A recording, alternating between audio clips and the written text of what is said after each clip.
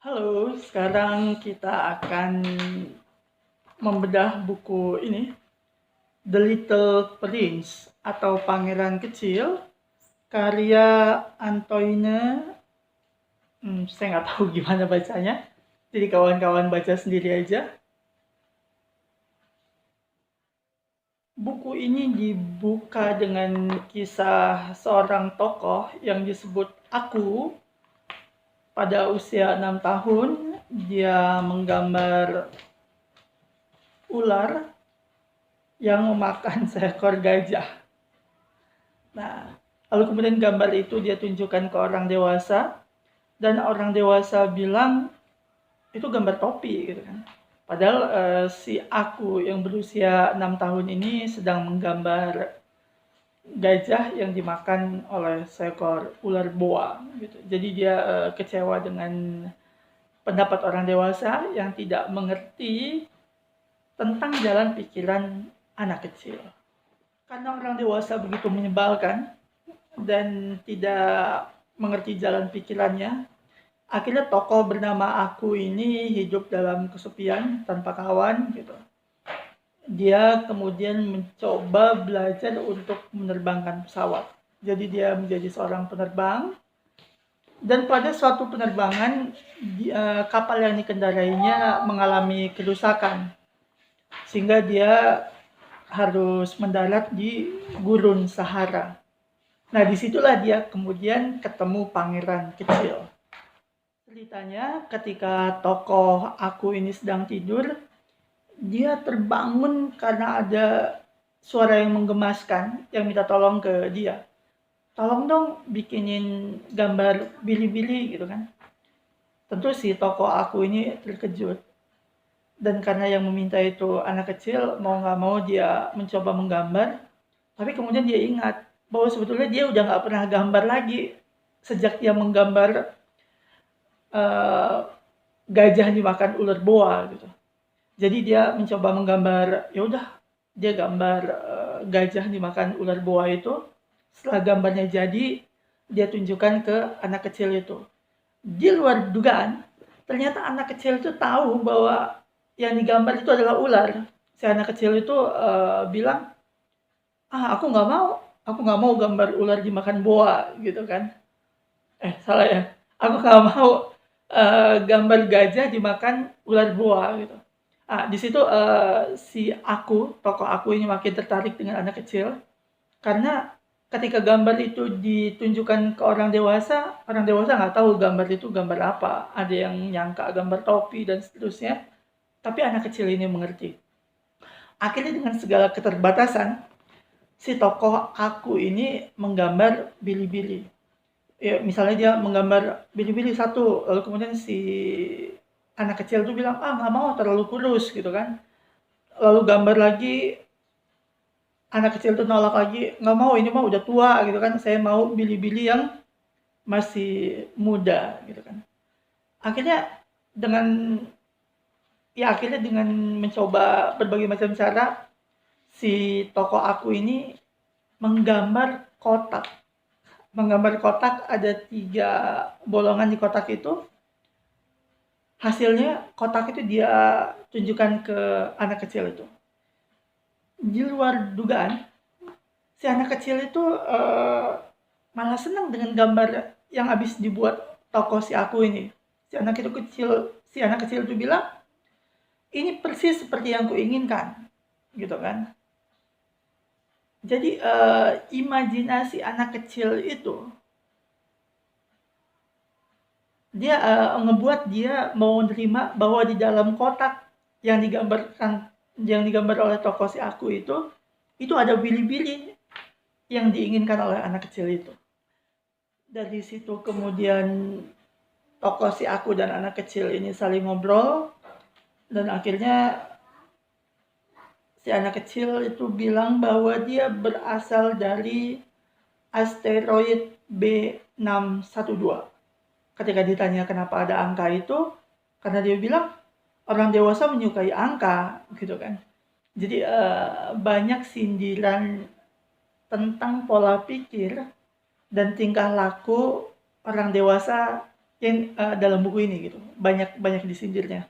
Misalnya, ketika kau mendeskripsikan seorang teman baru kepada orang dewasa, mereka tidak akan pernah menanyakan padamu hal-hal yang penting. Mereka tidak pernah bertanya seperti apa suaranya, apa permainan favorit mereka, apakah dia mau ngoleksi kupu-kupu. Mereka nggak bertanya gitu. Orang dewasa nggak bertanya seperti itu. Orang dewasa malah bertanya, emang berapa umurnya, berapa banyak kakak dan adiknya gitu kan. Lalu kemudian kira-kira berapa berat tubuhnya, berapa penghasilan ayahnya dan seterusnya gitu kan.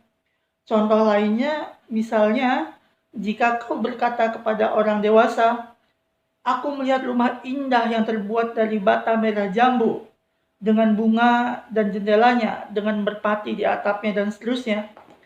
Orang dewasa kemungkinan nggak tertarik katanya gitu kan.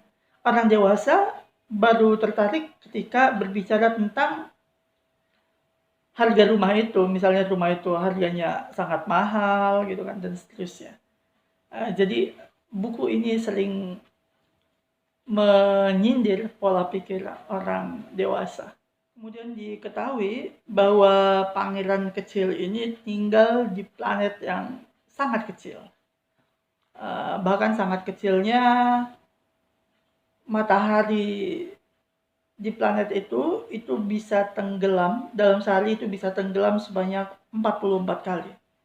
Di planet kecil itu ada gunung berapi yang tentu juga kecil, dan gunung berapi itu harus dibersihkan setiap hari supaya tidak meledak.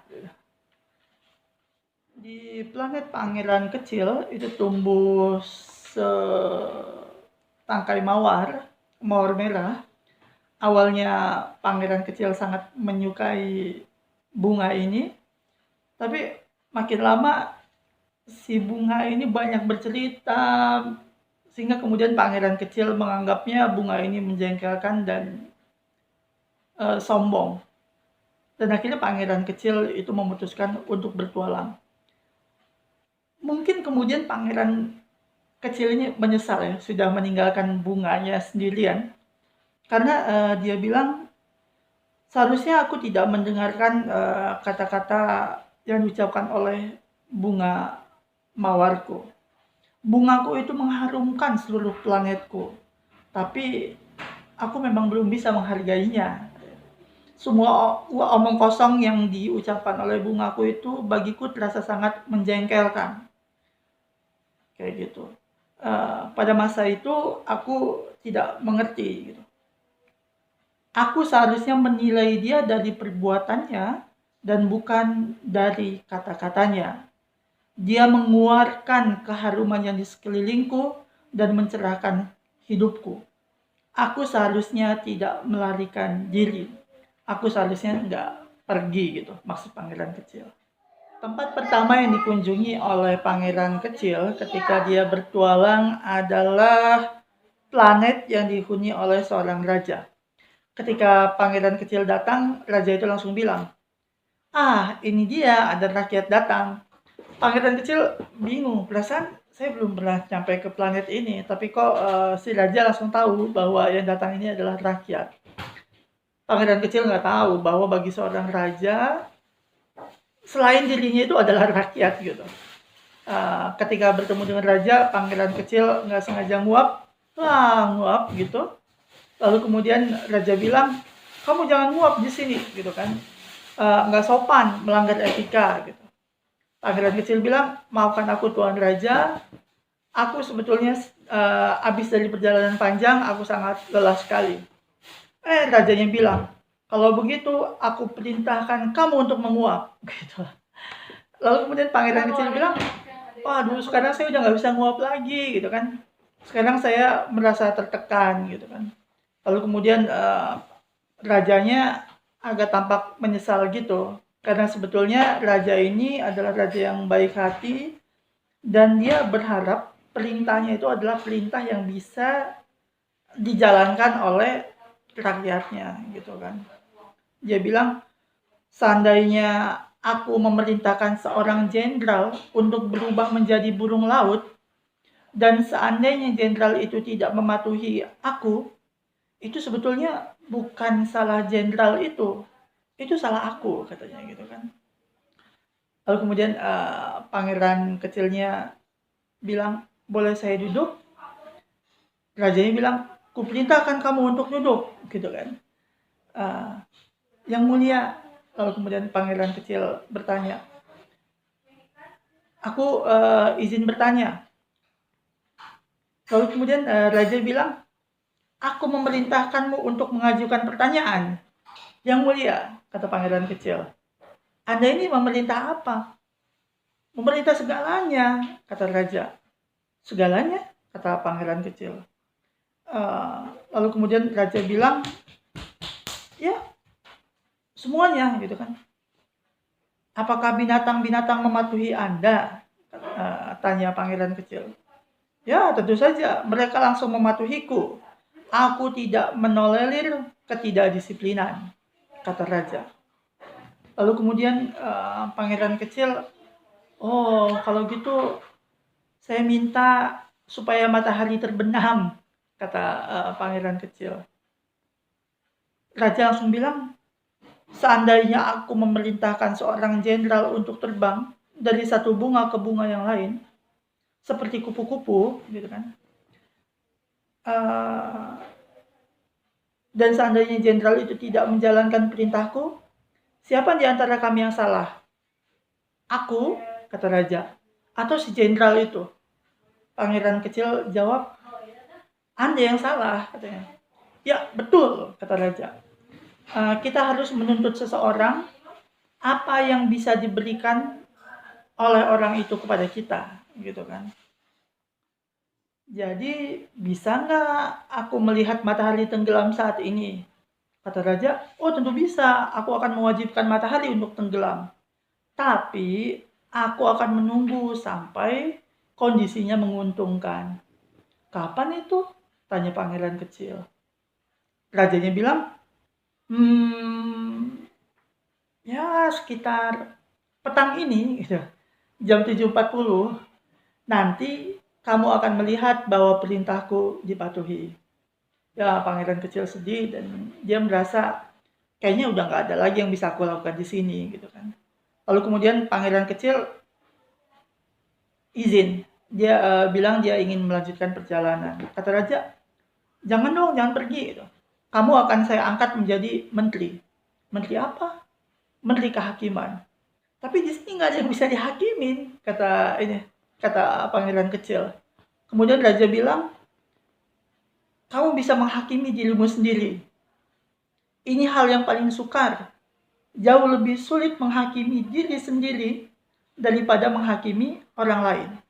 Jika kamu berhasil menghakimi dirimu sendiri dengan benar, berarti kau benar-benar orang yang bijak. Pangeran kecil bilang, ya tapi saya bisa menghakimi diri saya di mana saja, nggak mesti di planet ini, gitu kan. Pokoknya intinya pangeran kecil itu pengen pergi. Lalu kemudian kata raja, tolong dong, jangan pergi, gitu kan. Pangeran kecil tetap pengen pergi. Yang mulia, jika ingin dipatuhi dengan segera, yang mulia bisa memberi saya perintah yang masuk akal. Yang mulia misalnya bisa memerintahkan saya untuk pergi dalam waktu 1 menit, kata pangeran kecil. Menurut saya itu situasinya menguntungkan. Raja diam sejenak, lalu kemudian raja berkata, baiklah, kalau begitu kamu kuangkat menjadi duta besarku.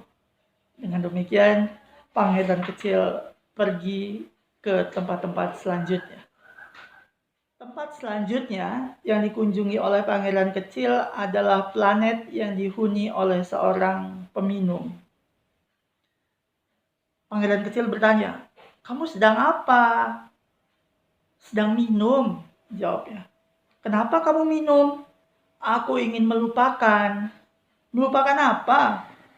Aku ingin melupakan bahwa aku malu. Emangnya kamu malu kenapa? Tanya pangeran kecil. Si peminum itu menjawab, aku malu karena aku minum, begitu kan. Lalu kemudian pangeran kecil yang kebingungan bilang, orang dewasa ini memang sangat aneh ya.